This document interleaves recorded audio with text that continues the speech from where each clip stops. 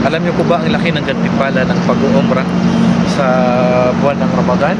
Ang pag-uumrah sa buwan ng Ramadan ay katumbas dito para kang nagsagawa ng Hajj. Ang Propeta sallallahu alaihi wasallam kanyang sinabi, "Umratun fi Ramadan ta'dilu hajjatan."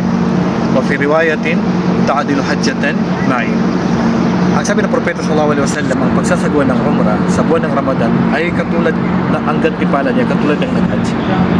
Sa ibang hadith, para kang nag-Hajj kasama ang Propeta sallallahu alaihi wasallam. Ganun katindi ang gantimpala ng pag-umrah sa buwan ng Ramadan. Naway pagkalooban tayo ng Allah na makapag-umrah tayo sa buwan ng Ramadan at sa mga hindi pa nakapag-umrah, ipagkaloob naman sa kanila na makapag-umrah sila sa buwan ng Ramadan. Pero hindi ibig sabihin na pag nakapag-umrah ka sa buwan ng Ramadan ay hindi ka na obligado sa Hajj.